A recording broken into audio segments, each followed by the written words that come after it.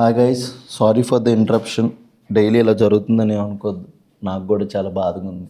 నేను కూడా చింతిస్తున్నాను మా స్టూడెంట్స్తో పాటు. So let's discuss. సో అక్కడ జస్ట్ చిన్న ఎక్స్ప్లెనేషన్ అయింది కాబట్టి లెట్స్ డిస్కస్ కాంటెక్స్ట్. ఎందుకు ఈ ఆర్టికల్ మళ్ళీ ఇది ఎందుకు రీసర్ఫేస్ అయిందన్నాను? Because of the 16th presidential reference. Presidential reference ఏ ఆర్టికల్ తీస్తాం? ఆర్టికల్ 143. 143లో 2 టైప్స్ ఆఫ్ ప్రెసిడెన్షియల్ రెఫరెన్స్ ఉంటాయని చెప్పాను. ఒకటి దేనికోసం? ప్రీ కాన్స్టిట్యూషనల్ లాస్, ఇంకొకటి post constitutional laws. Pre constitutional laws మీద ప్రెసిడెన్షియల్ రెఫరెన్స్ ఒపీనియన్ అడిగితే సుప్రీంకోర్టు ఏం చేయొచ్చు? రిజెక్ట్ చేయడానికి లేదు, పక్కాగా ఒపీనియన్ డెలివర్ చేయాల్సింది. బట్ పోస్ట్ కాన్స్టిట్యూషనల్ లాస్ మీద సుప్రీంకోర్టు కావాలంటే ఒపీనియన్ ఇవ్వచ్చు, లేకపోతే వద్దని చెప్పేయచ్చు. బట్ ఇచ్చిన ఒపీనియన్ ఏదైతే ఉంటుందో అది బైండింగా?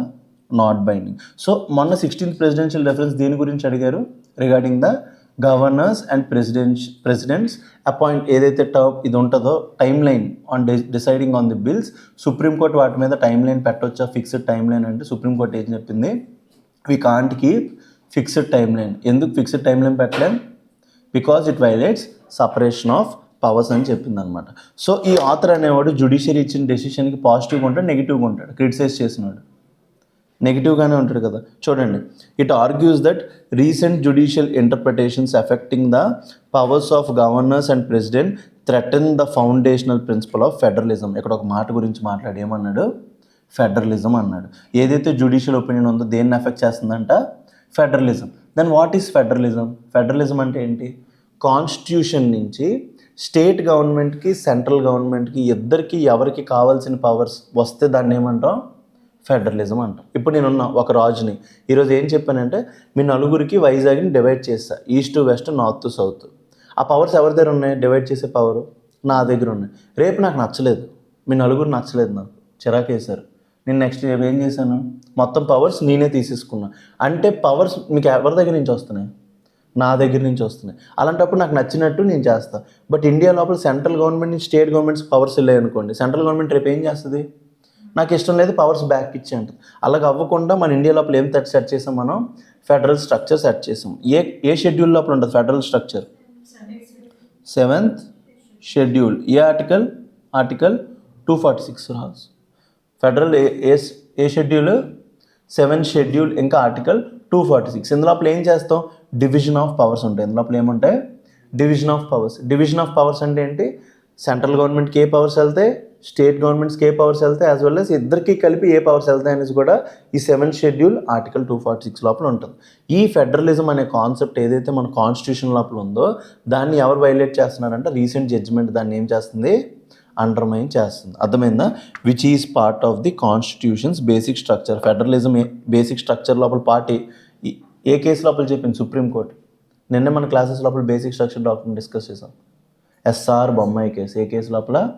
ఎస్ఆర్ బొమ్మాయి కేసు లోపల సుప్రీంకోర్టు ఏం చెప్పింది? Federalism is part of basic structure. అలాంటప్పుడు గవర్నర్స్కి ఎక్సెసివ్ పవర్స్ ఇవ్వడం అనేది కరెక్ట్ కాదని చెప్తుంది అనమాట. డీటెయిల్ అనాలిసిస్ రండి. ఏమవుతుంది? Erosion of federalism. ఏమంటున్నాడు ఇక్కడ? ఎరోషన్ ఆఫ్, రాసుకోండి ఒపీనియన్స్ అన్ని రాసుకోండి అనమాట. Negative context. Erosion of federalism. Erosion అంటే ఏంటి? పోవడం. ఎరోషన్ అంటే ఏంటి? పోవడం. మీరు నార్మల్గా జియోగ్రఫీలో చదువుతుంటారు erosional land forms as well as depositional land forms. Erosional land forms ఏం చేస్తుంటే మెల్లమెల్లగా దాన్ని తీసేస్తూ ఉంటాయి. డిపోజిషనల్ ల్యాండ్ ఫామ్స్ అంటే వాటిని పేరుస్తూ ఉంటాయి. ఎరోషన్ ఆఫ్ ఫెడరలిజం అంటే ఏంటి? The supreme court while answering the 16th presidential reference has according to author weakened federal principles. ఏదైతే ఇప్పుడు చెప్పానో మీరు డెసిషన్ అనేది ఇవ్వాల్సిన అవసరం లేదు. ఒకవేళ ఆ టైం లైన్లో మీరు ఇవ్వకపోయినా అది డీమ్డ్ అసెంట్ కాదు అంటే ఎవరికి పవర్స్ ఎక్కువ ఇస్తుంది? సుప్రీంకోర్టు. ప్రెసిడెంట్కి, గవర్నర్కి. సో దీనివల్ల ఏమైందంటే ఆథర్ ప్రకారం ఫెడరల్ స్ట్రక్చర్ అనేది వీక్ అయిపోయిందంట. States risk becoming shadow UTs. ఇక్కడ ఒక పదం వాడాడు. ఇలాంటి పదాలు మీరు ఎగ్జామ్ లోపల వాడాలి. స్టేట్స్ని ఎట్లా కంపేర్ చేశాడు ఆథర్? Shadow UTs. యూటీస్ అంటే ఏంటి? ఆర్టికల్ 239 to 241 వరకు ఎవరు డీల్ చేస్తారు? యూనియన్ టెరిటరీస్తో డీల్ చేస్తారు. యూనియన్ టెరిటరీస్ ఎవరు కంట్రోల్ చేస్తారు? చెప్పండి. యూనియన్ టెరిటరీస్ ఎవరు కంట్రోల్ చేస్తారు? Central government. అలాగే స్టేట్స్ అనేవి ఈ జడ్జిమెంట్ ద్వారా ఏమైపోతున్నాయి? షాడో యూటీస్ కింద అయిపోతున్నాయి. ఎవరి వల్ల? If governors act as per the directions of centre rather than constitution. Governor ఎవరి యొక్క డైరెక్షన్స్ మీద పనిచేయాలి? కాన్స్టిట్యూషన్ యొక్క డైరెక్షన్ మీద పనిచేయాలి. బట్ ఇప్పుడు గవర్నర్ ఎవరి యొక్క డైరెక్షన్ మీద పనిచేస్తున్నారు? సెంటర్. ఇప్పుడు సెంటర్ ఒక బిల్ మీద యాక్ట్ చేద్దంటే యాక్ట్ చేయట్లేదు. అలాంటప్పుడు మా స్టేట్ గవర్నమెంట్ ఉండేందుకు, స్టేట్ లెజిస్లేషన్ ఉండేందుకు? అర్థమైందా? Next, union and states as equal partners. ఏం చెప్తున్నాడు? Union and states as equal partners. ఇప్పుడు ఒక మదర్ ఉంది, మదర్కి ఒక కొడుకు ఉన్నారు, ఒక కూతురు ఉన్నారు. ఇద్దరు ఒకళ్ళు ఎక్కువ ఒకళ్ళు తక్కువ ఉంటారండి? చెప్పండి. ఈడు ఎక్కువ ఈడు తక్కువ అని ఉండదు కదా, ఇద్దరు కూడా ఈక్వల్. ఇక్కడ ఆథర్ కూడా అదే చెప్తున్నాడు. Constitutionally union and states are equal partners. Constitution ప్రకారం వీళ్ళిద్దరు కూడా ఈక్వలే. States are not subordinate to the centre. States అనేవి ఎవరికి సెంటర్ కాదు, సబార్డినేట్ కాదు, సెంటర్కి సబార్డినేట్ కాదు. ఎందుకు? ఇద్దరికి పవర్స్ ఎక్కడి నుంచి వస్తున్నాయి? కాన్స్టిట్యూషన్ నుంచి వచ్చినప్పుడు ఒకరికొకరు సబార్డినేట్ ఏంటి? కాదు. ఇఫ్ ఇన్ స్టేట్ సబ్జెక్ట్స్ ఇక్కడ ఒక రెండు మెన్షన్ చేశాడు. ఏంటవి? Law and order, land, police etcetera states act autonomously. Land, law and order, land subjects అనేవి ఎవరి చేతుల్లోకి వస్తే? State subject. వాళ్ళంతటి వాళ్ళే యాక్ట్ చేయాలి. If governors withhold or delay assent to state legislation indefinitely, అంటే పాకెట్ వీటో. ఇండెఫినెట్లీ అంటే ఏంటి? Pocket veto. The will of the elected state government is overwritten. అప్పుడు ఏమవుతుంది? పీపుల్ ఎవరైతే ఎలక్ట్ చేశారో, ఎవరిని ఎలక్ట్ చేస్తున్నాం మనం ఎవ్రీ 5 years స్టేట్ లోపల ఎమ్మెల్యేస్ని, వాళ్ళందరూ కలిపి ఒక బిల్ తయారు చేస్తున్నారంటే అది ఎవరి యొక్క విల్? పీపుల్ యొక్క విల్ని ఏం చేస్తున్నట్టు? ఆపేస్తున్నట్టు. This results in unelected governor ruling over and elected legislature. దీనివల్ల ఏమవుతుంది? గవర్నర్ ఎవరైతే ఎలక్ట్ అవ్వలేదో అతను ఎవరి మీద రూల్ చేస్తున్నట్టు? లెజిస్లేచర్ మీద యూజ్ చేస్తున్నట్టు. The issue raised in the presidential reference. ఏ ఇష్యూ రేజ్ అయింది? The reference asked whether the president of India can override the will of elected state government after law is passed. The Supreme Court stated that once the legislature passes the law, the governor must act within a reasonable timeline as required by the Article 200. Delays erode federalism and encourage administrative excesses. Reasonable timeline అనే ఒక పదం వాడింది. ఏం మాట్లాడింది? Reasonable timeline. Reasonable అంటే ఏంటి? ఇప్పుడు reasonable అంటే ఏం లేదు. ఒక ఎగ్జాంపుల్ చెప్పాలంటే, ఒక షాప్కి వెళ్ళాం మనం. షాప్కి వెళ్తే ఒక హ్యాండ్ బ్యాగ్ చూసారు, మా మదర్ చూసారు అనుకుంటా, లేదా మా సిస్టర్ చూసారు. హ్యాండ్ బ్యాగ్ 3000 అన్నారు. నాకు నచ్చలేదు భయ్యా అంటే షాప్ కీపర్ చెప్తాడు, మేడం మీ రేట్ ఎంత అని అడుగుతాడు. మీ మైండ్లో ఎంత అనుకుంటున్నారో తెలియదు కదా. మా అమ్మాయి నుంచి 300 అంటారు. షాప్ కీపర్ ఏమంటాడు? నమస్తే madam, thank you for visiting the shop, వెళ్ళిపోండి అంట. అర్థమైందా? రీజనబుల్ టైం అంటే ఒక్కొక్కరికి ఒక్కోటి. అదే నన్ను అడిగారు అనుకో, 3000 రూపాయల బ్యాగ్కి నన్ను బేరం ఆడమంటే నేను ఎంత అంటాను? 1500 అంటాను. ఇంకొకరు ఇప్పుడు రిచ్, ఇప్పుడు సుదీప్తి ఉంది రిచ్, ఇప్పుడు సుదీప్తిని అడిగితే ఎంత ఉంటుంది? 3000 వెరీ చీప్, ఇంకొక 500 ఉంచుకోండి అని. ఇప్పుడు మహి ఉంది, 3000 ఎందుకు, 100 రూపాయలు ఎక్కువ దీనికి. సో ఒక్కొక్కడు ఒక్కొక్కలాగా అంటాడు. సో ఒక్కొక్క గవర్నర్ ఒక్కొక్కటి రీజనబుల్ టైం లైన్లో ఉంటుంది. రీజనబుల్ టైం లైన్ అనేదానికి డెఫినేషన్ లేదు. అలాంటప్పుడు ఏమవుతుంది? గవర్నర్ దీన్ని మిస్యూజ్ చేస్తాడా లేదా బాగా యూజ్ చేసుకుంటాడు? మిస్యూజ్ చేస్తాడు. అర్థమైందా? The touchstone reasonableness. Author అదే చెప్తున్నాడు అనమాట. The author argues that governors power must be judged on fairness, reasonableness and non arbitrariness. Governor యొక్క డెసిషన్స్ అనేవి ఎట్లా ఉండాలి? ఫెయిర్గా ఉండాలి. ఎట్లా ఉండాలి? ఫెయిర్. ఇంకా ఎట్లా ఉండాలి? రీజనబుల్గా ఉండాలి. As well as third, non arbitrary. Arbitrary అంటే ఇష్టం వచ్చినట్టు చేస్తే దాన్ని ఆర్బిట్రరీ అంటాం. అట్లా చేయకూడదు. ఎప్పుడు కూడా ఒక ప్రొసీజర్ ఫాలో అవ్వాలి. Values embedded in the constitution and protected by the part 3. Part 3 అంటే ఏంటి? ఏముంటాయి అందులో? Fundamental rights. Judicial review part of basic structure డాక్టరేనా కాదా? అదే చెప్తున్నాడు అనమాట.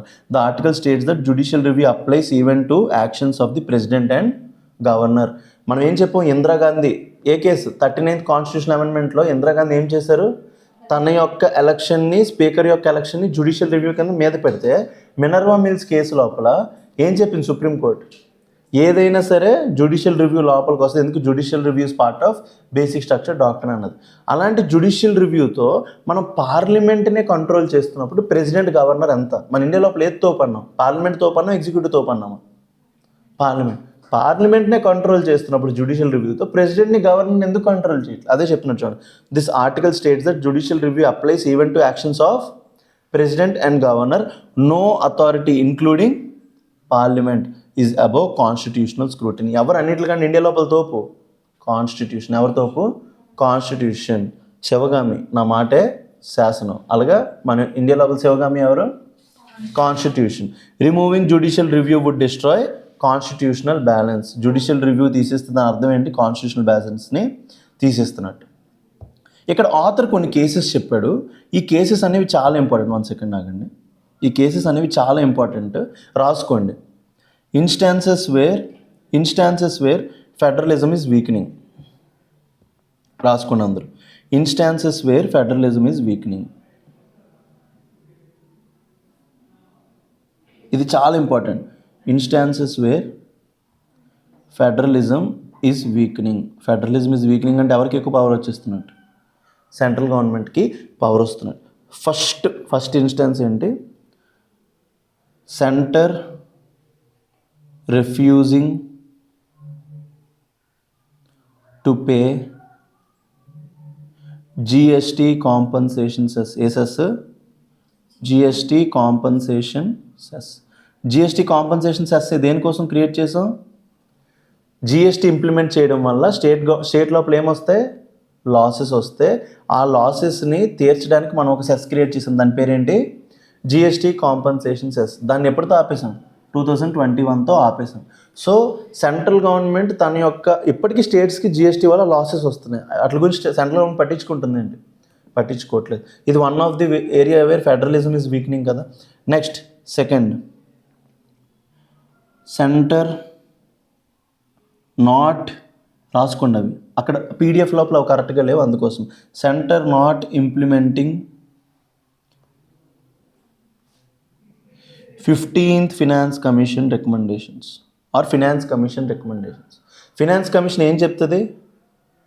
ఫినాన్స్ కమిషన్ ఏ ఆర్టికల్కి ఇన్ఫార్మ్ అవుతుంది? ఆర్టికల్ 280. ఫినాన్స్ కమిషన్ ఏం చెప్తుంది?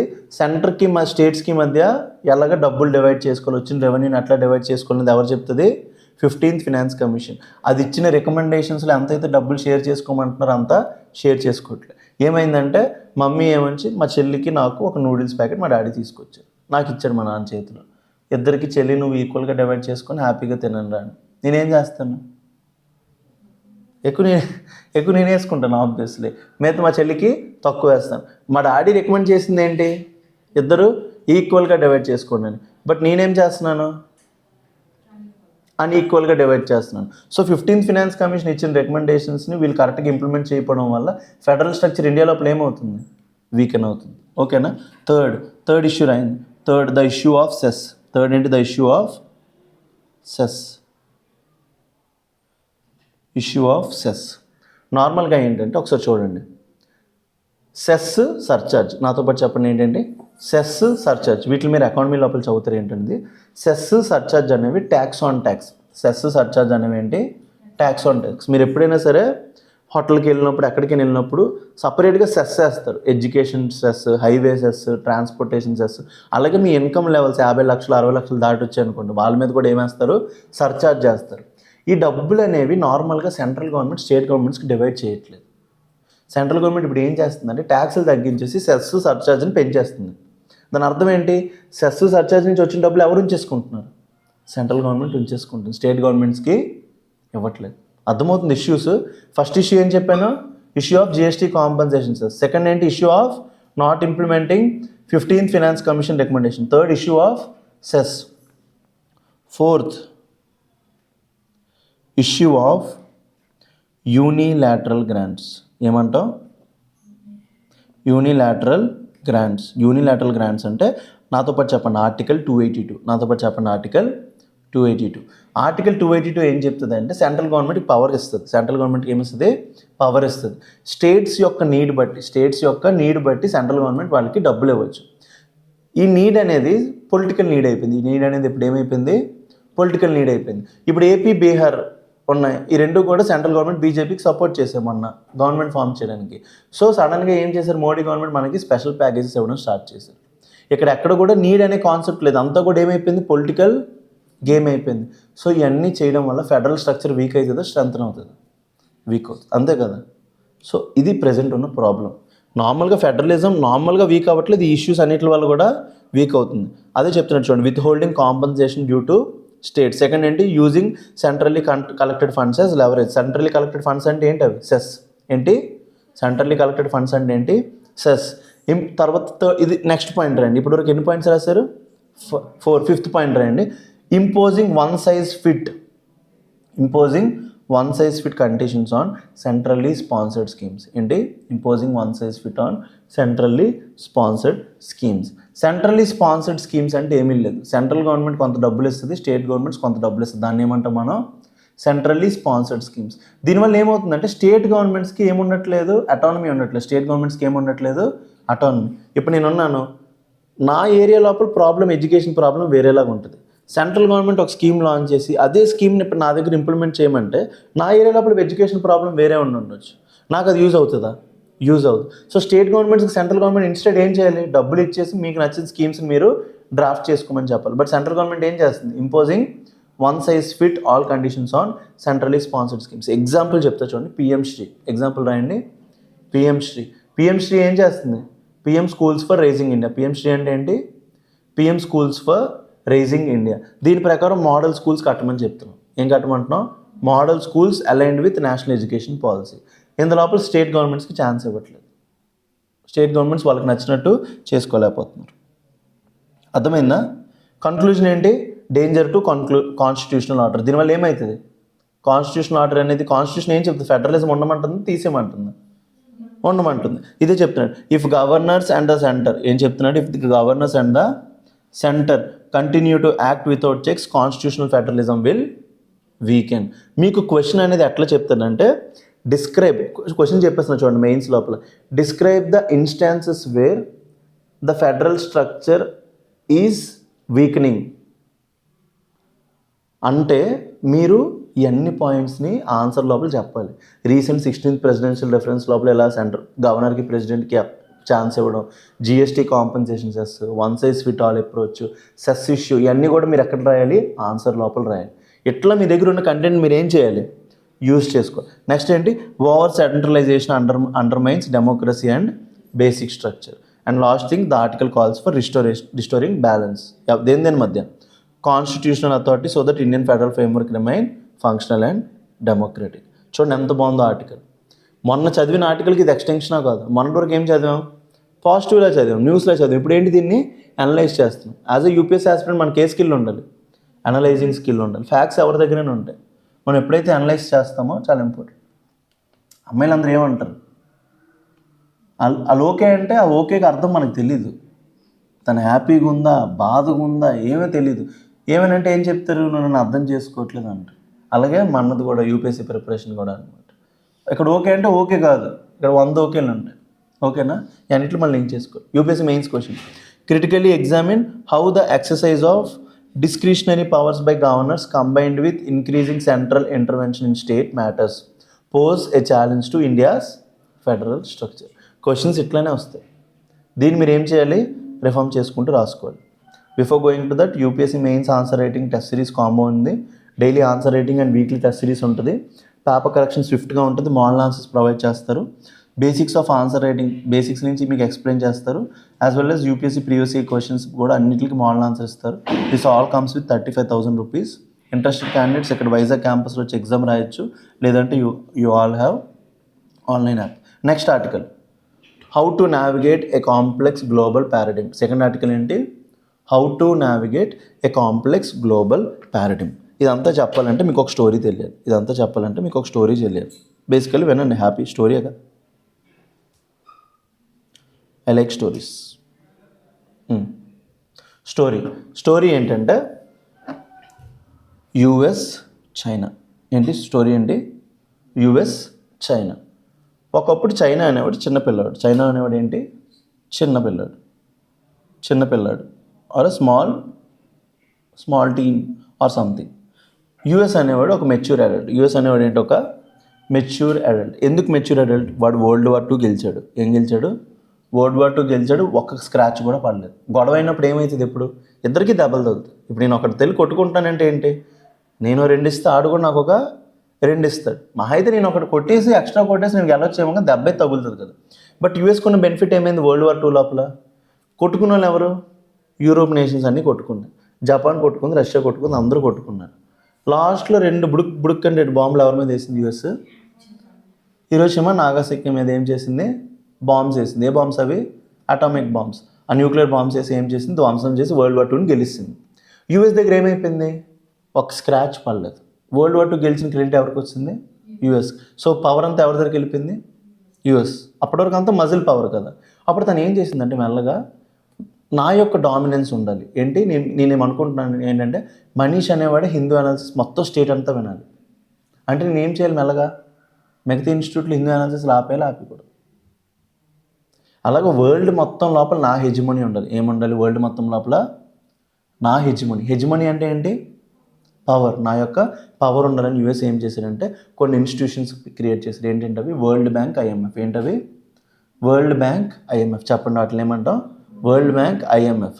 ఈ వరల్డ్ బ్యాంక్, ఐఎంఎఫ్ ఏంటంటే లోన్స్ ఇవ్వడం, డెవలప్మెంట్ లోన్స్ ఇవ్వడం, మంచి పనులన్నీ చేస్తుంది. మీకు ఇట్లా తలుచుకుంటే మంచిగా గుర్తొస్తుంది. బట్ యూఎస్ ఏం చేశారంటే ఈ లోన్స్ అన్నిటిని కూడా ఏ రూపంలో ఇవ్వడం స్టార్ట్ చేయించి డాలర్స్. ఏ రూపం లోపల? డాలర్స్. ఏం చేసిందంటే యూఎస్ ఒక పాయింట్ ఆఫ్ టైం తర్వాత gold is equal to dollar అయిపోయింది. ఏమైపోయింది? Gold is equal to dollar అయిపోయింది. అంటే గోల్డ్తో ఈక్వల్ చేసింది డాలర్ని. డాలర్ అంతా ఎవరు సప్లై చేస్తున్నారు? యూఎస్. సో ప్రపంచమంతా ఎవరి యొక్క డబ్బులతో ట్రేడ్ చేసుకుంటుంది? యూఎస్ డబ్బులతో ట్రేడ్ చేసుకుంటుంది. ప్రపంచమంతా యూఎస్ డబ్బులతో ట్రేడ్ చేసుకుంటుంది, డిపెండెంట్ అయిపోయింది.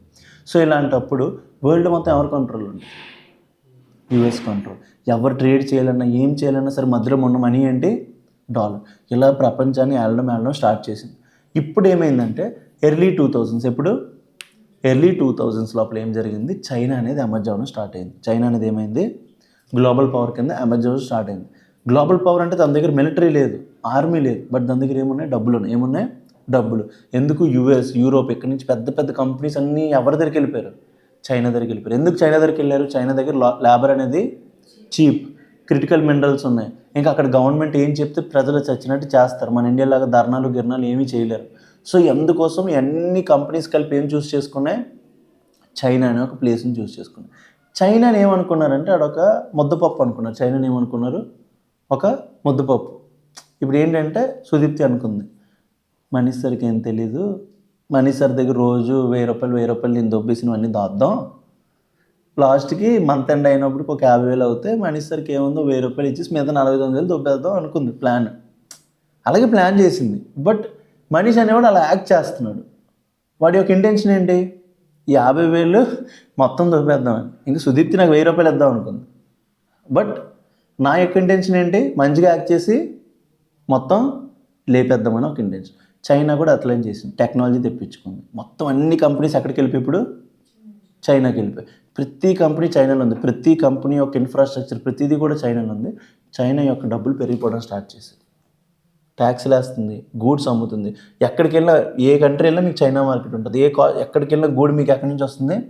చైనా వస్తుంది. Manufacturing hub of the world అయిపోయి పర్చేసింగ్ పవర్ ప్యారిటీలో యూఎస్ని కొట్టేసింది. ఇప్పుడు పర్చేసింగ్ పవర్ ప్యారిటీలో వరల్డ్స్ లార్జెస్ట్ ఎకానమీ ఎవరు? చైనా. నార్మల్గా మార్కెట్ ఎక్స్చేంజ్ రేట్లో యూఎస్, బట్ పర్చేసింగ్ పవర్ ప్యారిటీలో అప్పుడు ఎవరు లార్జెస్ట్ ఎకానమీ? చైనా.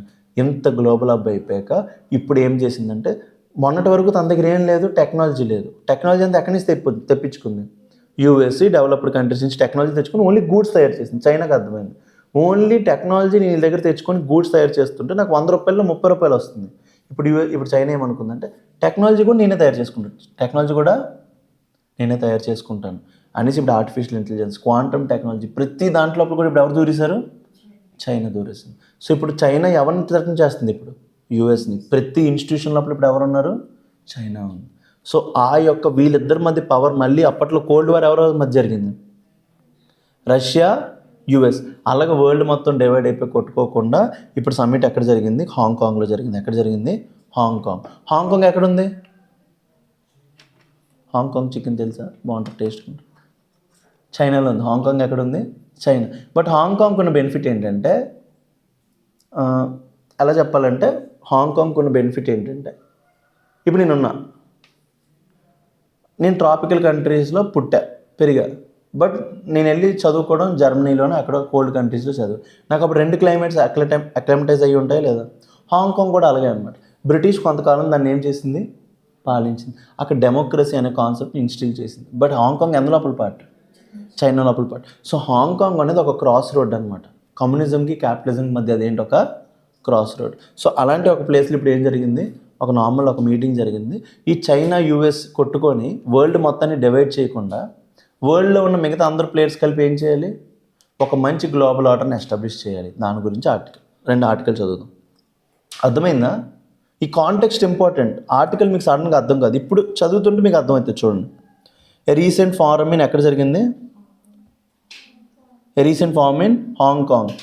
ఆ ఫారం పేరేంటి? China US exchange foundation. దాని పేరేంటి? చైనా యుఎస్ ఎక్స్చేంజ్ ఫౌండేషన్ అయింది. ఏం హైలైట్ చేసింది? Highlighted the tense relationship between US and China. ఎవరి మధ్య రిలేషన్షిప్? యుఎస్కి చైనాకి మధ్య ఏ relationship?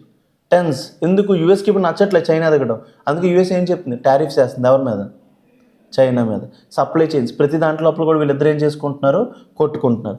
Despite bilateral distrust, despite వీళ్ళిద్దరి మధ్య డీప్ బైలాటరల్ డిస్ట్రస్ట్ ఉన్న both countries recognise the need for dialogue, predictability and mechanism to avoid conflict. వీళ్ళిద్దరికి పడట్లేదు, అయినా వీళ్ళిద్దరికి తెలుసు వీళ్ళిద్దరు ఉంటేనే ఏముంటుంది ప్రపంచంలో? పీస్ ఉంటుంది. ఏముంటుంది? పీస్. సో దాని గురించి ఏం కావాలి? డైలాగ్. ఏం కావాలి? డైలాగ్ కావాలి. Hong Kong emerges as a middle space. హాంకాంగ్ని ఏమంటున్నాం మనం? Middle space. ఎందుకు middle space? A unique vantage point shaped by its cosmopolitan identity. Hong Kong లోపల ఏముంది? Cosmopolitan identity. ఎందుకు? అందులోపల డెమోక్రసీ ఉంది, యాజ్ వెల్ యాజ్ చైనా యొక్క కల్చరల్ ఎథోస్ ఉన్నాయి, and historical ability to connect China with the wider world. Hong Kong గురించి అర్థమైందా? మీరందరికీ హాంకాంగ్ చికెన్ ఫేమస్, కానీ హాంకాంగ్ ఎందుకు ఫేమస్ తెలియదు. ఓకేనా? క్లియర్? అర్థమవుతుంది article. Next, the article argues that Hong Kong offers A metaphorical middle ground for navigating today's fragmented global order. Detail analysis లోపలికి రండి. ఏ వరల్డ్ ఆఫ్ ఇంటెన్సిఫైయింగ్ రైవలరీస్. ఇప్పుడు మన రైవలరీస్ అనేవి ఎట్లా ఉన్నాయి? పెరిగిపోతుంది. నువ్వెంత నేనంత. ఇప్పుడు యూఎస్ ఒకటి డెవలప్ చేస్తే వెంటనే చైనా అనేది ఇంకోటి డెవలప్ చేస్తుంది. ఇప్పుడు చైనా ఇంకోటి డెవలప్ చేస్తే యూఎస్ ఏం చేస్తుంది? ఇంకా ఇంకొకటి డెవలప్ చేస్తుంది. ఏం చేస్తుంది? ఏ వరల్డ్ ఆఫ్ ఇంటెన్సిఫైయింగ్ రైవలరీస్. ఏం చెప్పండి? US China relations remain strained with disagreements. దేని మీద వీళ్ళిద్దరికి డిసగ్రిమెంట్స్ ఉన్నాయి? రాయండి. టెక్నాలజీ. యూఎస్ చైనా డిసగ్రిమెంట్స్ ఎక్కడెక్కడ? ఎగ్జామ్స్ లోపల ఈ పదాలు డైరెక్ట్గా వాడాలి మీరు. ఎక్కడెక్కడ వీళ్ళిద్దరికి డిసగ్రిమెంట్స్ ఉన్నాయి? Technology, artificial intelligence.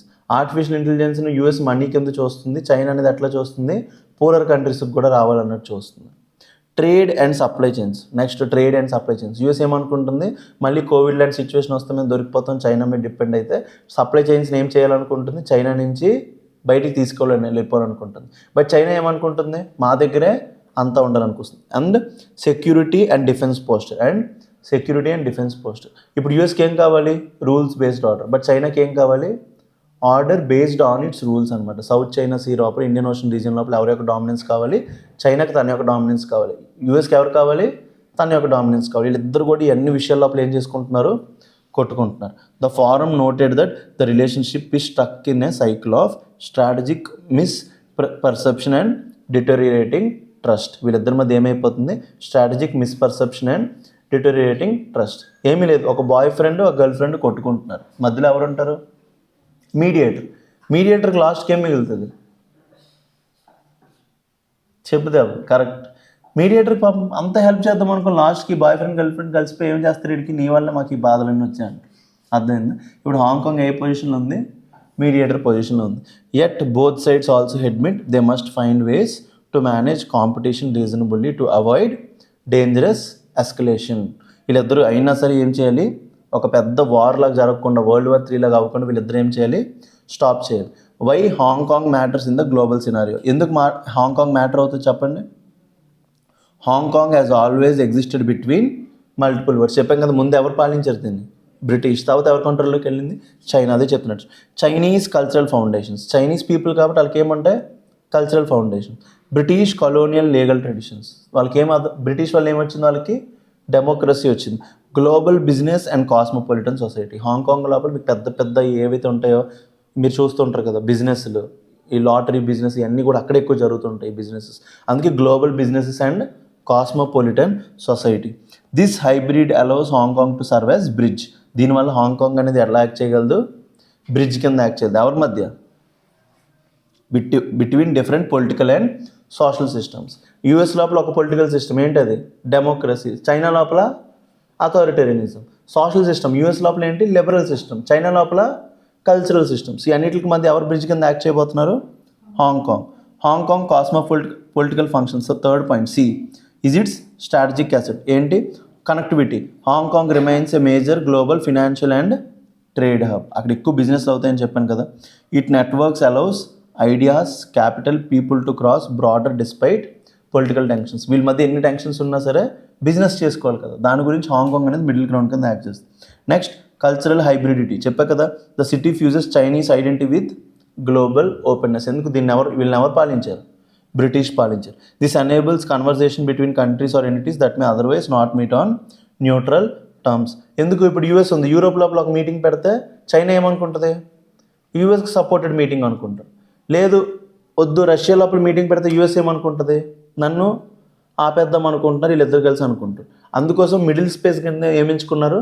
Hong Kong. Hong Kong లోపల చైనాకి ఎంత నమ్మకం ఉందో యూఎస్కి కూడా అంతే నమ్మకం ఉంది. Middle ground diplomacy. Hong Kong offers a platform. Hong Kong ఏం ఆఫర్ చేస్తుంది? Platform where US and Chinese stakeholders can talk away from ideological rigidity. వాళ్ళకి ఏదైతే స్ట్రిక్ట్ ఐడియాలజికల్ రిజిడిటీస్ ఉన్నాయో వాటి నుంచి వాళ్ళు బయటికి రావచ్చు. ఇందులోపల key concerns raised at forum చూడండి. First AI and technology governance. First concern దేనికోసం? AI and technological governance. AI and emerging technologies for major themes. మెయిన్గా ఏంటి? Technology becoming a tool of divide. డబ్బులు ఉన్నోడి దగ్గర టెక్నాలజీ ఉంటుంది, డబ్బులు లేనోడి దగ్గర టెక్నాలజీ ఉండట్లేదు. Next declining transparency. నెక్స్ట్ ఏంటి? ట్రాన్స్పరెన్సీ ఏమవుతుంది? డిక్లైన్ అవుతుంది. Third need for global cooperation to prevent misuse. దీని గురించి ఏం చేయాలి? మిస్యూజ్ అవ్వకుండా గ్లోబల్ కోఆపరేషన్ కావాలి. Next economic fragmentation. Geopolitical tensions are disrupting supply chains and trade flows contributing to a fractured global economy. వీళ్ళిద్దరు కొట్టుకోవడం వల్ల ఏమవుతుంది? ట్రేడ్ ఫ్లోస్ అనేవి డిస్టర్బ్ అయిపోతున్నాయి, గ్లోబల్ ఎకానమీ ఫ్రాక్చర్ అయిపోతుంది. Businesses are uncertain. ఇప్పుడు బిజినెసెస్ అనేవి సర్టైన్ ఉన్నాయండి, అన్సర్టైన్. ఎందుకు? ఇప్పుడు చైనా యూఎస్ ఏం చేసుకుంటున్నాయి? కొట్టుకుంటున్నాయి. సో అన్నిటికి మధ్య ఏం కావాలి? ఇప్పుడు ట్రస్ట్ కావాలి. And the path forward. Last పాయింట్కి రండి. The path forward. ఇప్పుడు దేని మీద ఫోకస్ చేయాలి? The article stresses that old cold war template do not fit the current geo political reality. Last time cold war లాగా మళ్ళీ మీ ఇద్దరు కొట్టుకోవద్దు. ఏం చేయాలి? హాంకాంగ్ ఎలా హెల్ప్ చేయగలదు? New mechanisms for managing US and China tensions. వీళ్ళిద్దరికి మధ్య ఏ మెకానిజమ్స్ క్రియేట్ చేయగలదు? New mechanisms. Second new framework for global governance. ఈ ఆర్టిఫిషియల్ ఇంటెలిజెన్స్, ఈ సప్లై చైన్స్ అన్నింటికి మధ్య ఏం గవర్నెన్స్ క్రియేట్ చేయగలదు? ఒక కామన్ గవర్నెన్స్ సిస్టమ్ ఎస్టాబ్లిష్ చేయగలదు. Third new ways to encourage civil society, business and academic cooperation. వీళ్ళందరూ కూడా కలిసిమెలిసి ఉండడానికి ఒక న్యూ మెకానిజం అనేది క్రియేట్ చేయగలదు. చెప్తున్నా కదా, వాళ్ళ ఆర్టికల్స్ ఏమి అంత తోపేం కాదు, బట్ ఉన్న వాటిల్లో నేను పిక్ చేసుకొని మీకు కాంటెక్స్ట్ ప్రొవైడ్ చేస్తూ ముందుకు తీసుకెళ్తాను. US mains question. In the era of growing great power rivalry, how can middle spaces or intermediary platforms contributing to fostering dialogue and reducing geopolitical tensions? Discuss how India can leverage its own strategic location. India అనేది దీని లోపల ఎలాంటి role play చేయగలదు? Third ఆర్టికల్కి రండి. నేను ఏం celebrate చేసుకున్నాను? November 26th. November 26th world India constitution day. Thank you very much. ఏ constitution day? Indian constitution day. ఎందుకు November 26 ఇండియన్ కాన్స్టిట్యూషన్ డే అంటాం? ప్రియాంబుల్ లోపల ఏం చెప్తుంది? We adopt and hereby give to ourselves on this day. Date పేరు ఏంటి? November 26, 1949 as. So అందుకు ఆ రోజు మనం ఏం సెలబ్రేట్ చేసుకుంటున్నాం? కాన్స్టిట్యూషన్ డే కింద సెలబ్రేట్ చేసుకుంటున్నాం. ఓకేనా? November 26 ఎందుకు సెలబ్రేట్ చేసుకుంటున్నాము రాయండి. ద్రౌపది ముర్ము ఏం చెప్పారు? The constitution is described by the president as document of national pride. Constitution ఏమంటున్నారు? Document of national pride and a guiding text for national building. Draupadi Murmu ఏమన్నారు? Document of national pride and a guiding text for national building.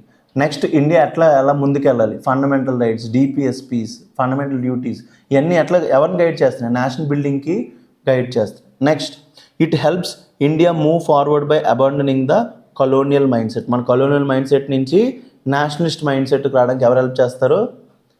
మన constitution అనేది help చేస్తుంది. Third the Indian parliament is highlighted as an example of public wisdom. ఇక్కడ ఒక పదం next year ప్రిలిమ్స్లో ఈ పదం డైరెక్ట్గా వచ్చేయచ్చు. The Indian parliament is highlighted as an example of public wisdom. ఈ పాయింట్ రాసుకోండి. The Indian parliament is highlighted as example of public wisdom. ఎందుకు ఎగ్జామ్లో ఎలా అడగవచ్చు నేను చెప్తా.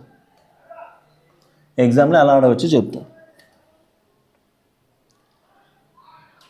Which organ of the government is called an organ of public wisdom అని అడిగాడు అనుకోండి, ఏమడుగుతాడు? Which organ of the government is called as organ of public wisdom అంటే మీరు ఏం పెట్టాలి? పార్లమెంట్ పెట్టాలి. అందరూ ఆ టైంలో ఏం పెట్టేస్తారు? జ్యుడిషియరీ పెట్టేస్తారు. ఏం పెట్టేస్తారు? జ్యుడిషియరీ. ఎందుకు దీన్ని పబ్లిక్ విజ్డమ్ అంటారు? పీపుల్ అనే వాళ్ళు ఎవరు కోట్ చేస్తున్నారు? MPs, MLAs. ఎంపీస్ ఎక్కడ ఉంటారు? పార్లమెంట్ లోపల ఉంటారు. సో అందుకోసం మన యొక్క విజ్డమ్ మనం ఎవరికి ఇస్తున్నాం? ఎమ్మెల్యేస్కి, ఎంపీస్కి ఇస్తున్నాం. అందుకే parliament is called as an organ of public wisdom. Question రావచ్చు, ఈ పర్స్పెక్టివ్లో క్వశ్చన్ వచ్చే ఛాన్స్ ఎక్కువ ఉంది. ఏంటి? The Indian parliament is highlighted as an example of public wisdom especially due to universal adult franchise. Especially due to universal adult franchise. Universal adult franchise అంటే ఏంటి? నిక్కర్ నుంచి ప్యాంట్కి వచ్చిన ప్రతి ఒక్కరికి కూడా ఏ హక్కు ఉంటుంది? ఓటు వేసే హక్కు ఉంటుంది. ఏ ఆర్టికల్ ఇస్తుంది? ఆర్టికల్ 326. ఆర్టికల్ 326. మీకు ఎంత కావాలంటే అన్ని ఆర్టికల్ ఇస్తాను. నా బుర్రలో అన్నీ ఉంటాయి. ఆర్టికల్ 326. 326 ఏం చెప్తుంది? Universal adult franchise. నాతో చెప్పండి. Article 326 talks about universal adult franchise. ఏం చెప్తుంది అది? 18 years దాటిన ప్రతి ఒక్కరు కూడా ఓటేజ్ మనం ఎవరికి వేస్తున్నాం? ఓటు ఎంపీస్కి, ఎమ్మెల్యేస్కి. అందుకే పార్లమెంట్ని, స్టేట్ లెజిస్లేచర్స్ని ఏమంటాం మనం? ఆర్గాన్స్ ఆఫ్ పబ్లిక్ విజ్డమ్ అంటాం. గుర్తుపెట్టుకోండి. నెక్స్ట్ ఇయర్ పబ్లిక్ విజ్డమ్ అనగానే మళ్ళీ జ్యుడిషియరీ టిక్ పెట్టేది. అట్లీస్ట్ నా ఫేస్ గుర్తుకు తెచ్చుకోండి ఎగ్జామ్ లోపల. ఆన్లైన్ వాళ్ళు ఒక ఏదో ఒక ఇమేజ్ తెచ్చుకున్నది హ్యాపీగా క్రికెట్ ఆడుతున్నట్టు. The constitution expresses core ideals. Constitution లోపల కోర్ ఐడియల్స్ ఉంటాయంట, రాసుకోండి. కోర్ ఐడియల్స్ ఎందుకంటే ద్రౌపది ముర్ము చెప్పింది. ఆర్టికల్ 38. ఆర్టికల్ 38 లోపల ఏమేమి ఉంటాయి? సోషల్ ఆర్డర్ కావాలి. సోషల్ ఆర్డర్ కావాలంటే ఎన్ని కైండ్స్ ఆఫ్ జస్టిస్ కావాలి? సోషియో, పొలిటికో, ఎకనామిక్ జస్టిస్ కావాలి. సేమ్ ఇవే 3 టర్మ్స్ ఎక్కడ ఉంటాయి? ప్రియాంబుల్ లోపల ఉంటాయి. State to secure justice, socio, economic, political.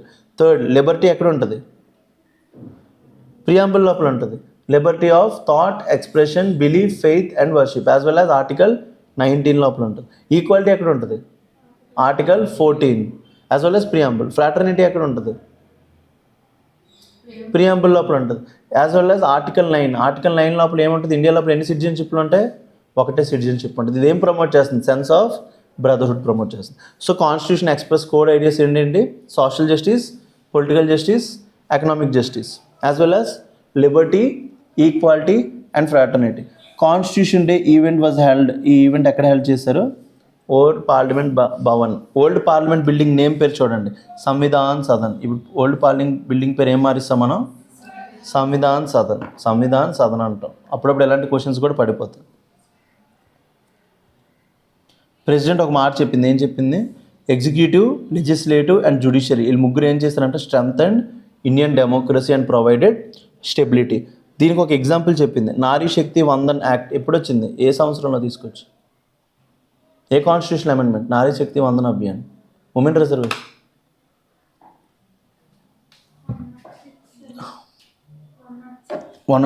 నారీ శక్తి వందన అభియాన్ ఎప్పుడు? 106 కాన్స్టిట్యూషనల్ అమెండ్మెంట్ యాక్ట్. దీంట్లో అప్పుడు ఏం చేసాం మనం? 1/3 రిజర్వేషన్ ఉమెన్కి అందులో ఇచ్చాం. లోక్సభ అండ్ స్టేట్ లెజిస్లేచర్ ఇచ్చాం. సో ఇది అనేది ఏం చెప్తుంది? According to Draupadi Murmu was mentioned as major milestone in women led development. Women led development లోపల ఇది ఒక మేజర్ మైల్ స్టోన్. ఎందుకంటే ఇవి ప్రెసిడెంట్ మాట్లాడారంటే నెక్స్ట్ ఇయర్ ప్రిలిమ్స్లో రావచ్చు. నారీ శక్తి వందన అభియాన్ ఏ యాక్ట్? ఏ constitution amendment act? 106 constitution amendment act. అందులో ఏం ప్రొవైడ్ చేసాం? ఉమెన్కి ఎక్కడ ఎక్కడ ఎక్కడ ఉమెన్కి ఎక్కడ ఇచ్చారు రిజర్వేషన్? ఆర్టీసీ కాంప్లెక్స్లోనా? Free bus. Lok Sabha and state legislature. Parliament కాదు. ఏంటి? ఓన్లీ లోక్సభ. రాజ్యసభ లోపల లేదు, ఎమ్మెల్సీ లోపల లేవు. ఓన్లీ ఎక్కడ ఉన్నది? Lok Sabha and state legislature. మీకు ఏమంటారు తెలుసా next year question? 106 constitution amendment act gave reservation to women in both parliament and state legislature అంటారు. స్టేట్మెంట్ ఏమవుద్ది? రాంగ్ అవుద్ది. ఎందుకు? ఓన్లీ ఎక్కడ ఇచ్చింది? లోక్సభలో ఇచ్చింది. ఓకేనా? The president also referred the passage of 3 criminal justice laws. 3 criminal justice laws ఏంటంటే అవి? ఐపీసీని దేంతో రీప్లేస్ చేసాం మనం? భారతీయ న్యాయ సంహిత. దాన్ని ఏమంటాం? బిఎన్ఎస్. సిఆర్పిసిని దేంతో రీప్లేస్ చేసాం? భారతీయ న్యాయ సురక్ష సంహిత. తర్వాత ఇంకొకటి ఏంటి, సివిల్ ప్రొసీజర్ కోడ్. దానికి ఏమన్నారు, ఏమన్నారా?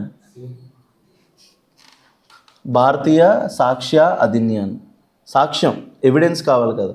ఇండియన్ ఎవిడెన్స్ యాక్ట్స్ గురించి మనం ఏమన్నాం, సాక్ష్యం అన్నాం. సాక్ష్యం అంటే ఏంటి, సాక్ష్యం అంటే ఏంటి, ప్రూఫ్, ఎవిడెన్స్. సాక్ష్యం గురించి మనకి ఏముంది, ఇండియన్ ఎవిడెన్స్ యాక్ట్ ఉంది. దాన్ని ఎట్లా మార్చాం, భారతీయ సాక్ష్య అధినియం. సిఆర్పిసి అంటే ఏంటి, క్రిమినల్ ప్రొసీజర్ కోడ్. దాన్ని ఏమన్నాం మనం, భారతీయ న్యాయ సురక్ష సంవిధానం. తర్వాత ఐపీసీని ఏమన్నాం, భారతీయ న్యాయ సంహిత అన్నాం. అర్థమైంది, ఈ మూడు అంటాం, బిఎన్ఎస్, బిఎన్డబ్ల్యూఎస్ఎస్ యాజ్ వెల్ అస్ భారతీయ సురక్ష సంవిధాన్. ఓకేనా.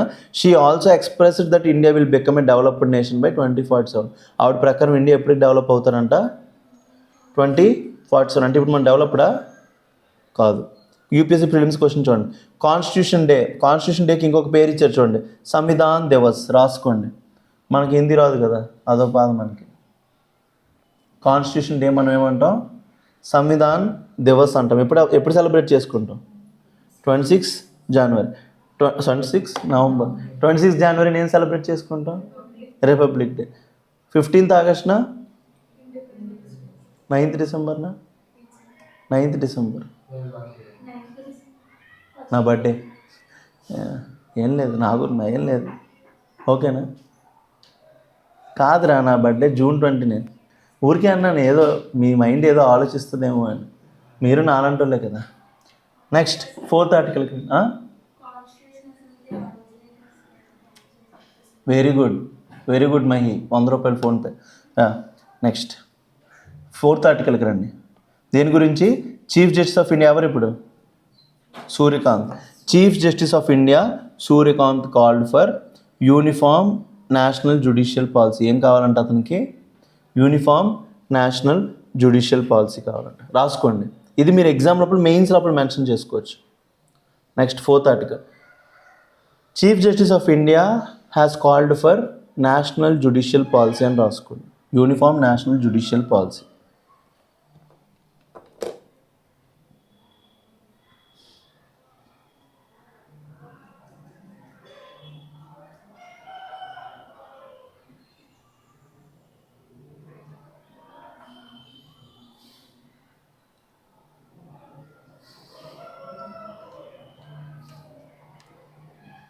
అర్థమైందా, chief justice of India Surya Kant called for uniform national judicial policy. Purpose రాయండి, పర్పస్ చాలా ఇంపార్టెంట్. To bring predictability. ఏం తేడానికి, ప్రెడిక్టబిలిటీ కామా క్లారిటీ. నెక్స్ట్ ఏంటి, clarity comma consistency in judicial making, in judicial decision making. ఏం తీసుకొని రావడానికి, in judicial decision making across the supreme court and 25 high courts. ఇప్పుడు problem ఏమవుతుందంటే, ఒక హైకోర్టు ఒక డెసిషన్ ఇస్తుంది, ఇంకొక హైకోర్టు ఇంకొక డెసిషన్ ఇస్తుంది. దీనివల్ల ఏమైపోతుంది, సుప్రీంకోర్టుకి అందరూ కూడా వెళ్ళి ఇబ్బందులు అయిపోతున్నాయి. సో అందుకోసం ఒక ప్రెడిక్టబిలిటీ ఉండాలి, ఒక క్లారిటీ ఉండాలి, ఒక కన్సిస్టెన్సీ ఉండాలి. దేంట్లో లోపల, డెసిషన్ మేకింగ్ ప్రాసెస్ లోపల. ఇప్పుడు డెసిషన్ మేకింగ్ దేని మీద డిపెండ్ అవుతుంది. ఫర్ ఎగ్జాంపుల్, సుదీప్తిని, మీ పేరు లలిత కదా, లలిత గారు ఉన్నారు, వీళ్ళిద్దరికీ జడ్జి కింద పెట్టాను. ఏం చెప్పానంటే, లైన్ ఫస్ట్ ఎవరు దాటితే వాళ్ళకి ఫస్ట్ ప్రైజ్ ఇవ్వండి అని చెప్పాను. సింపులే. ప్రాబ్లం ఏంటంటే, సుదీప్తి ఏం చెప్పిందంటే, కాల్ ఫస్ట్ ఎవరు లైన్లో పెడతారు వాళ్ళకి ఫస్ట్ ఇస్తా అన్నది. ఈవిడేమన్నారంటే, బాడీలో ఏ పార్ట్ ఫస్ట్ పెట్టినా పర్లేదు, అతనికే ఫస్ట్, గాలి లోపల హెడ్ వచ్చేసినా సరే అతనే ఫస్ట్ అన్నది. వీళ్ళిద్దరి మధ్య అంబిగ్యూటీ ఉందా లేదా. సో దీనివల్ల మీ ఇద్దరు ఇచ్చే డెసిషన్స్ లోపల డిఫరెన్స్ వస్తుందా రాదా, క్లోజ్డ్ అయినప్పుడు. సో అందుకోసం డెసిషన్ మేకింగ్ ప్రాసెస్ లోపల ఏమొచ్చేస్తుంది, అంబిగ్యూటీ వస్తుంది. అది రాకుండా ఏమి ఉండాలంటే, జస్టిస్ సూర్యకాంత్ ప్రకారం uniform and national judicial policy. దీనివల్ల ఏమవుతుంది, predictability, clarity, consistency in judicial decision making process. Issue highlighted ఏంటి, avoid divergence in judicial approaches because of multiple benches and courts. మన దగ్గర బోల్డ్ బెంచ్లు, బోల్డ్ కోర్టులు ఉన్నాయి, ఒక్కొక్కరికి ఒక్కొక్క థాట్ ఉంటుంది. దానివల్ల ఏమైపోతుంది, డైవర్జెన్స్ ఇన్ జడ్జ్మెంట్ వస్తుంది. CJ compared judiciary to a symphony. Judiciary, ఇది చాలా ఇంపార్టెంట్ పాయింట్, ఇది మీరు మెయిన్స్లో రాసుకోవచ్చు. CJI compare judiciary to a symphony. మీరు నెక్స్ట్ టైం ఏమంటారు అంటే CJIని తీసేస్తారు. Our Indian judiciary is like a symphony అంటారు. Our Indian judiciary is like a symphony. Symphony అంటే ఏంటి? Many voices but guided by common constitutional score. Symphony లోపల ఏముంటుంది? డిఫరెంట్ వాయిసెస్ ఉంటుంది, బట్ స్కోర్ అనేది ఏంటో ఎట్లా ఉంటుంది? ఒకటే ఉంటుంది అనమాట. అందరూ దానికి సింక్లో పాడుతుంటారు. జడ్జెస్ అనే వాళ్ళకి ఒక్కొక్కరికి ఒక్కొక్క ఒపీనియన్ ఉంటుంది, బట్ అందరూ కూడా దేంతో లింక్ అయిపోయి ఉంటారు? కాన్స్టిట్యూషన్తో లింక్ అయిపోయి ఉంటారు. ఇప్పుడు నేను నా జడ్జ్ యాజ్ ఎ జడ్జ్, నా గేస్ నచ్చదు అనుకుందాం. ఇప్పుడు సుదీప్తి ఉంది, వాళ్ళు దాన్ని యాక్సెప్ట్ చేస్తుంది. మా ఇద్దరం జడ్జెస్ కింద ఉన్నప్పుడు మా యొక్క పర్సనల్ ఒపీనియన్స్ పక్కన పెట్టి దేన్ని ఫాలో చేయాలి? కాన్స్టిట్యూషన్ ఫాలో చేయాలి. కాన్స్టిట్యూషన్ ఏం ప్రమోట్ చేస్తుంది? Liberty, equality, fraternity.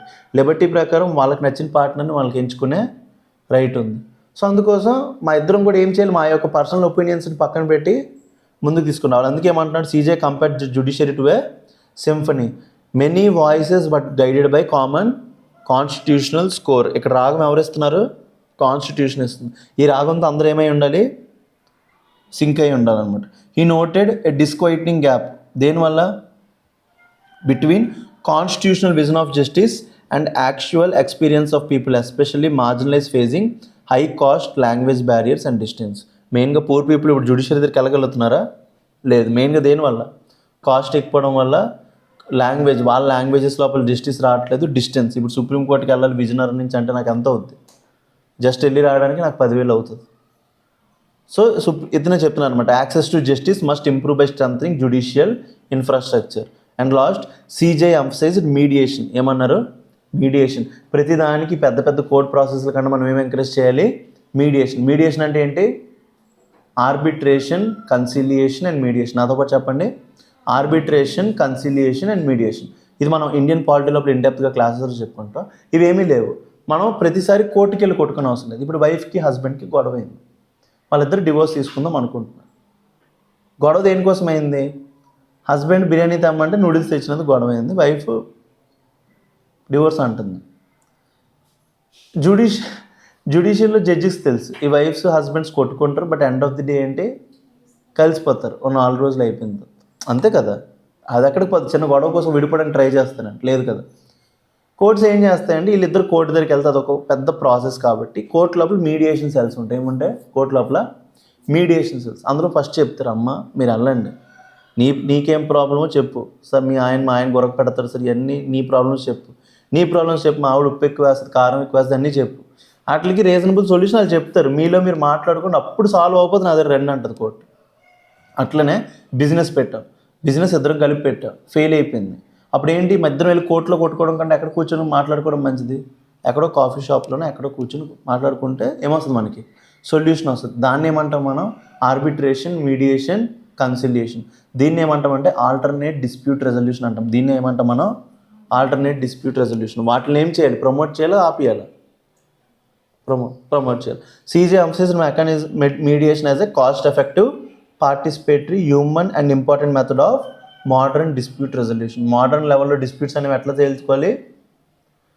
మీడియేషన్ ద్వారా తెచ్చుకోవాలి. ఎందుకు? కోర్టుకి వెళ్ళిపోతే ఏమైపోద్ది? పంతంకి వెళ్ళిపోతారు. కోర్టుకి వెళ్తే ఏం వెళ్ళిపోద్ది? పంతం. నువ్వు గెలుస్తావా నేను గెలుస్తావా అని ఏం క్రియేట్ అయిపోద్ది? ఒక పంతం క్రియేట్ అయిపోద్ది. అలా కాకుండా మనం కూర్చొని డీల్ చేసుకో. అర్థమైందా? ఎందుకంటే జస్టిస్ సూర్యకాంత్ గారి యొక్క నెక్స్ట్ 2027 ఫిబ్రవరి వరకు ఎత్తనే ఉంటారు కాబట్టి అతని యొక్క వ్యూస్ అనేవి చాలా ఇంపార్టెంట్. రండి, with reference to Indian judiciary consider the following statements. A uniform national judicial policy can help reduce divergence in judicial decisions across different courts. Right or wrong? Right. Second, increasing judicial infrastructure is essential for improving access to justice in India. Judicial infrastructure improve cheyala cheyakodada? Cheyali. Third, mediation is recognized as cost effective and participatory method of dispute resolution. Right or wrong? All the 3 statements are right. Before going to that, మన దగ్గర APPSC Group 2 course launch చేసాం, both Telugu medium and English medium. మన offline campus విశాఖపట్నంలోనే courses launch అయింది. ఎప్పటివరకు Group 2కి మంచి courses లేవు market లోపల. ఆ నీడ్ మేము అబ్జర్వ్ చేసి మీకు బెస్ట్ కోర్స్ ఇవ్వాలి అని ఒక ఓన్లీ థాట్తో మనం తెలుగు మీడియం లోపల ఈ కోర్సెస్ని లాంచ్ చేసాం. ఇంట్రెస్టెడ్ క్యాండిడేట్స్ కనుక ఫీజ్ చాలా మినిమల్ 25,000 విత్ EMI ఆప్షన్ ఉంది. So interested candidates can join the course అనమాట. ఓకేనా? This all comes with lifetime validity. Next, can a foreigner be allowed? ఏంటి ఆర్టికల్ ఏంటి? Can a foreigner be allowed to use Aadhaar to enter poll rolls? First, Aadhaar card అనేది మీ citizenship ప్రూఫా? చెప్పండి. నేను మా సుదీప్తి ఏం చెప్తే నాకు అదే ఆన్సర్. నువ్వేం చెప్పు. ఇప్పుడు నేను తీసుకెళ్ళా, నన్ను అడిగారు నువ్వు ఇండియన్ సిటిజనా కాదని అడిగారు. నేనేం తీస్తాను? ఎస్పీడీ కార్డు లాగా ఆధార్ దేకో మరి హీరోయిజం అంటారు. సో నేను నా సిటిజన్షిప్ ప్రూఫో కాదు ఆధార్? ప్రూఫ్. నువ్వు నో ప్రూఫ్. నువ్వు ముగ్గురు కూడా 2027లో రాదు, 26 ఫిలిమ్స్ అవ్వదు. Aadhaar card is not a proof of citizenship. ఏంటి? Aadhaar card is not a proof of citizenship. తప్పు చేస్తేనే కదా గుర్తుంటుంది. ఎగ్జామ్ లోపల డైరెక్ట్ తప్పు చేసుకునే పోతుంది. ఇప్పుడు మీకు నెక్స్ట్ టైం ఎవరైనా నీ సిటిజన్షిప్ ప్రూఫ్ ఏదంటే నువ్వు ఆధార్ తీయకూడదు. ఎందుకు? Aadhaar card is not a proof of citizenship. Aadhaar card ఎవరికి ఇస్తారు? ఎవరైతే ఇండియా లోపల ఇద్దరు ఇండియన్ అవని, ఫారినర్ అవని, ఎవడైనా అవని 6 months కంటే ఎక్కువ ఉంటే వాళ్ళకి ఏమిస్తారు? ఆధార్ కార్డు ఇస్తారు. ఏమిస్తారు? ఆధార్ కార్డు ఇస్తారు. ఓకేనా? ఆధార్ కార్డు నాకేనా ఇవ్వచ్చు, ఫారినర్కేనా ఇవ్వచ్చు. ఎందుకు? ఆధార్ కార్డు యొక్క పర్పస్ ఏంటి? బేసికలీ ఒకడు ఉన్నాడు ఇండియా లోపల అని తెలుసుకోవడానికే పర్పస్. క్లియరా? Aadhaar card is not a proof of citizenship. ఏం చెప్తున్నాడు? Can a foreigner be allowed? Article చూడు. Can a foreigner be allowed to use Aadhaar to enter poll rolls? ఎందుకు ఇప్పుడు ఎలక్షన్ కమిషన్ ఏం యూజ్ చేస్తుంది? పోల్స్ లోపల ఎంటర్ చేయడానికి ఆధార్ కార్డ్ని. ఎవరిని? ఆధార్ కార్డ్ని. ఇప్పుడు ఫారినర్ దగ్గర ఆధార్ కార్డు ఉందనుకో, వాడు ఏం చేయొచ్చు? ఆధార్ కార్డు చూపించి వాడు కూడా ఓటింగ్ వేయచ్చు. ఫారినర్స్ కోటేసి ఇండియన్ సిటిజన్స్ తప్ప వేరే వాళ్ళు కోటేసి హక్కు ఉందేంటి? చెప్పండి. లేదు. అలాంటప్పుడు ఏమైపోద్ది? కాన్స్టిట్యూషన్ని వైలేట్ అవుతుంది. దాని గురించి రాడు. అర్థమైందా? ఈ క్వశ్చన్ ఇది అడగడు, ఆ ఆర్టికల్లో అడగడు. Is Aadhaar a proof of citizenship అంటాడు. మీరేం చెప్పాలి? నాట్ ఏ ప్రూఫ్ అని ఆ క్వశ్చన్ గట్టిగా రాంగ్ కొట్టాలి. ఓకేనా? The supreme court examined the use of Aadhaar in special intensive revision. ఏంటిది? Special intensive revision. ఇది ఎక్కడ స్టార్ట్ అయింది? బీహార్ లోపల స్టార్ట్ అయింది. అక్కడ బీహార్ లోపల స్టార్ట్ అయ్యి ఇప్పుడు అన్ని స్టేట్స్కి ఎక్స్టెండ్ అవుతుంది. ఈ స్పెషల్ ఇంటెన్సివ్ రివిజన్ ఏం లేదు. ఎవరైతే ఫేక్ ఓటర్స్ ఉన్నారో వాళ్ళని ఏం చేయాలి? తీసేయాలి. కొత్త ఓటర్స్ ఎవరైతే యాడ్ అవ్వలేదు వాళ్ళని యాడ్ చేయాలి. ఆ ఎక్సర్సైజ్నే ఏమంటాం మనం? Special intensive revision of electoral rolls. ఎవరు చేస్తారు ఈ పని? Election commission of India. ఎందుకంటే కాన్స్టిట్యూషన్ ఆర్టికల్ 326 ప్రకారం దానికి పవర్ ఉంది. ఎందుకు? యూనివర్సల్ అడల్ట్ సర్ఫరాజ్ అంటే ఏంటి? ప్రతి ఒక్కరు 18 సంవత్సరాలు దాటిన ప్రతి ఒక్కరు కూడా ఓట్ వేయాలి. ఓట్ వేయాలంటే వాడి దగ్గర ఫస్ట్ ఏం ఉండాలి? ఓటర్ ఐడి కార్డు ఉండాలి. అవునా కదా? ఓటర్ ఐడి కార్డు ఉండాలి. ఆ ఓటర్ ఐడి కార్డు ఎవరు ప్రొవైడ్ చేస్తారు? Election commission of India. ఓకేనా? The court earlier allowed Aadhaar to be used as 12th document. Different documents అడుగుతారు ఎలక్షన్ కమిషన్లో. మనకు ఓటు హక్కు ఇవ్వాలంటే election commission of India different documents అడుగుతారు. అందులో కోర్టు ముందు ఏం చెప్పింది? ఆధార్ కార్డ్ని ఎన్నో డాక్యుమెంట్ కింద పెట్టుకోమంది? 12th document. కన్సర్న్ రైజ్డ్ ఏంటి? Foreigners who possess Aadhaar for accessing welfare benefits such as subsidy ration May misuse it to automatically enter in to the voter list. దీని ప్రకారం మీకు ఏం చేస్తుంది? ఆధార్ కార్డు ఎవరికి ఇస్తారు? అందరికీ ఇస్తారు. ఓకేనా? హ్యాపీయా? Aadhaar card is not a proof of citizenship. So దీనివల్ల వీళ్ళు ఏం చేయొచ్చు? మిస్యూజ్ చేసేసి జాయిన్ అయిపోవచ్చు బ్యాచ్ లోపల. Aadhaar is not a proof of citizenship highlighted during the arguments. ఇది ఏ కేసు లోపల చెప్పింది? Supreme court. Justice KS Puttaswamy. Justice KS Puttaswamy case.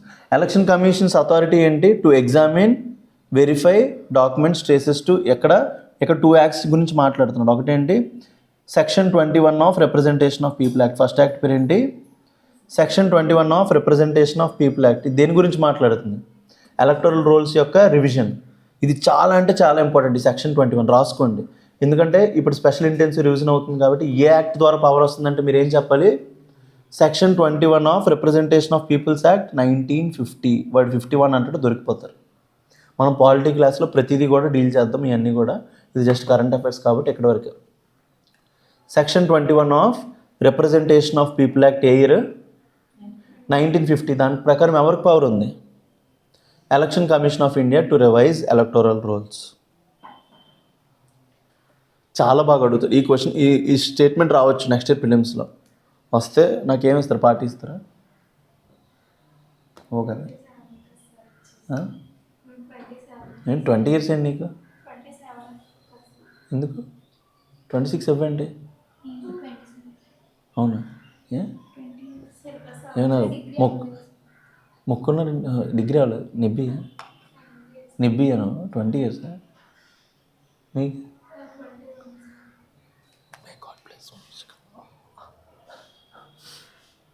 ఏంటి section 21 of representation of people act 1950 ప్రకారం దేని గురించి పవర్ ఉంది? రివిజన్ ఆఫ్ ఎలక్టోరల్ రోల్స్ గురించి ఉంది.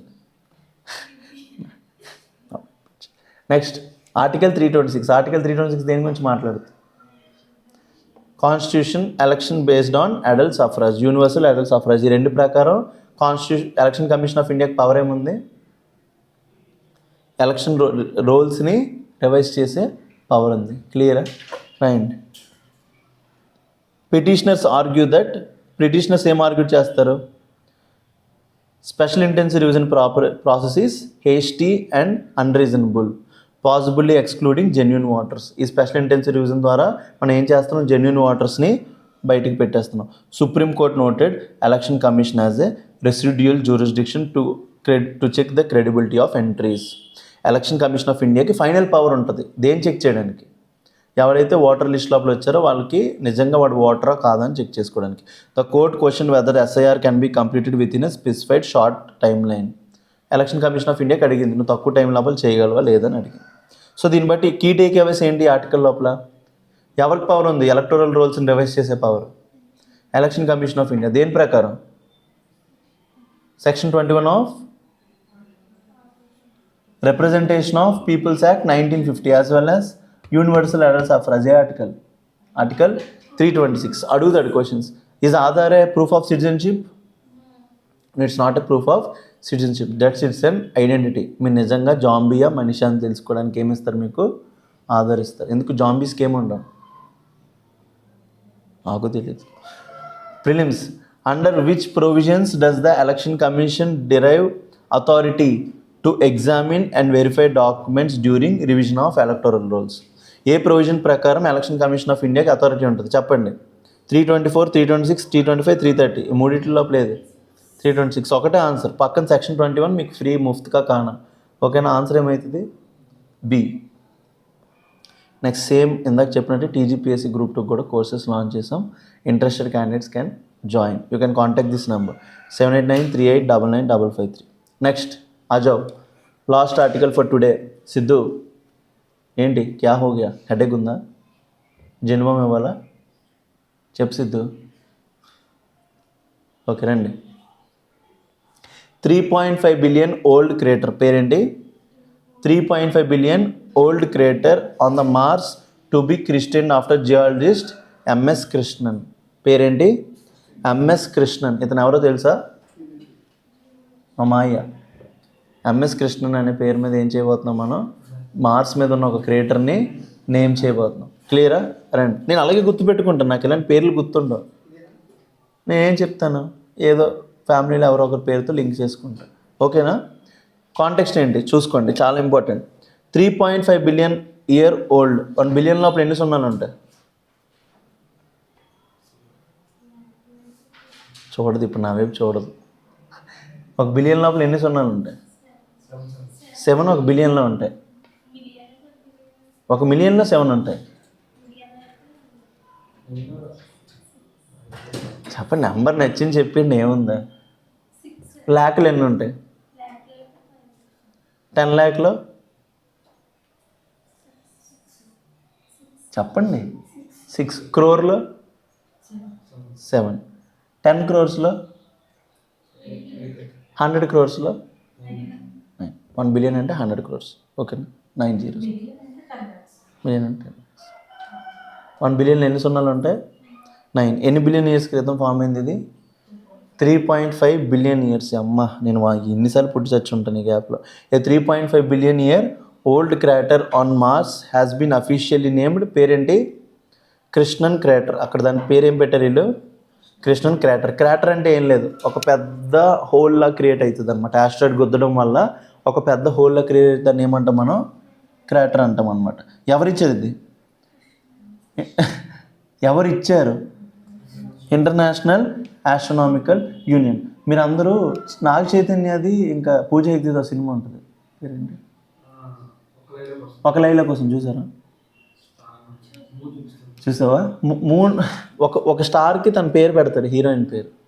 ఇంటర్నేషనల్ ఆస్ట్రానామికల్ యూనియన్కి వెళ్ళి తన గర్ల్ ఫ్రెండ్ పేరు మీద ఒక పేరు పెట్టిస్తాడు అనమాట. సో అలాగే మనం కూడా ఇచ్చుకోవచ్చు. ఇప్పుడు మీ అందరికీ అంటే ఇష్టం అనుకోండి, మీరు కూడా నా పేరు మీద ఏదో పెట్టించు, ఒక్క పెడతారు మీరు. అలాంటివి ఏం చేయాలి ఏంటి? ఇంటర్నేషనల్ ఆస్ట్రానామికల్ యూనియన్ ఆ 3.5 బిలియన్ ఇయర్ ఓల్డ్ క్రాటర్కి ఏం పేరు పెట్టింది?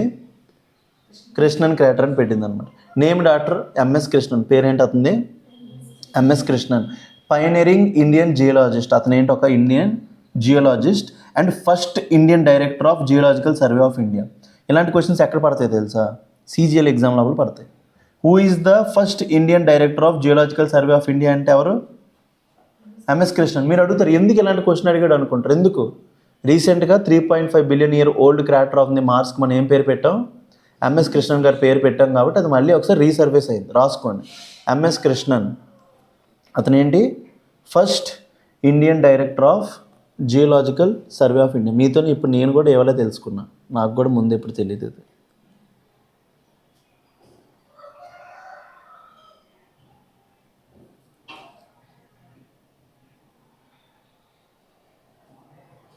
ఓహో, లైవ్లో ఎంతమంది కామెంట్ పెట్టేస్తున్నారు తెలుసా? నా వాయిస్ అంత నచ్చిందంట జనానికి.